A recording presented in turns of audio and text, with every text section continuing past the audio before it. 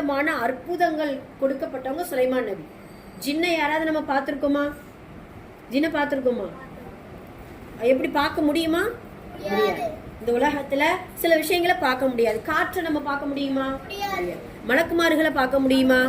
முடியாது. அதே போலதான் ஜின்களை நம்ம என்ன செய்ய முடியாது, கண்ணால் பார்க்க முடியாது. ஜின் அப்படிங்கிறது ஒரு மறைவான ஒரு படைப்பு. அது ஜின்னுனா பயம் அப்படிங்கறதெல்லாம் கிடையாது. ஜின்கள்ல நல்ல ஜின், அடிக்கடி நான் சொல்லியிருக்கேன் இல்லையா, நல்ல ஜின்கள் இருப்பாங்க. நல்ல ஜின்கள் என்ன செய்வாங்க, நம்மளை போல ஓதுவாங்க, தொழுகுவாங்க, நம்மளை போல குடும்பமா ஒரு ஃபேமிலியா இருப்பாங்க. சுப்ஹானல்லாஹ். அவங்களுக்குன்னு ஒரு இருப்பிடத்தை அல்லாஹ் கொடுத்திருப்பான். இப்படியான மஜ்லிஸ்ல அவங்களும் கலந்துக்குருவாங்க, நல்ல விஷயங்களை கேட்பாங்க, பேசுவாங்க, அவங்களுக்குள்ள கலந்தாலோசனை செய்வாங்க. இதெல்லாம் இருக்கு.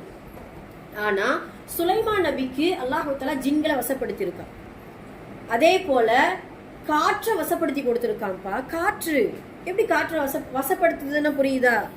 இப்போ உங்களுக்கு புரியுற மாதிரி சொல்லணும்னா, ஒரு பெட்டு வளர்க்குறீங்க, ஒரு கிளி வளர்க்குறீங்க, ஒரு பூனை வளர்க்குறீங்கன்னு நினைச்சுக்கோ. நீ வளர்க்க நீ நல்ல அதுக்கு பால் கொடுத்து, அதாவது பால் ஊற்றி ஃபுட்டு எல்லாம் கரெக்டாக கொடுத்தனா, அது நல்ல பராமரிப்பா வச்சுக்கிட்டனா உன் பேச்சு கரெக்டா கேட்கும். அப்படிதானே? இங்க வா அப்படின்னு சொன்னா வரும், நீ தொட்டா தூக்குனா எதுவுமே செய்யாது. அப்படிதான், அதுதான் வசப்படுத்துதல். அதே போலத்தான் சுலைமான் நபிக்கு ஜின் சுலைமான் நபி ஒரு கட்டளை சொன்னாங்க, ஜின் இந்த வேலை நீ போய் செய்யி, இவங்க என்ன செய்யறாங்க நீ பார்த்துட்டு வா அப்படின்னு என்ன வேலை சொன்னாலும் ஜின்னு செய்யும். ஜின்னு என்ன செய்வாங்க. அந்த அளவுக்கு வசப்படுத்தக்கூடிய ஆற்றலை அல்லாஹ் தஆலா சுலைமான் நபிக்கு கொடுத்திருக்கான்.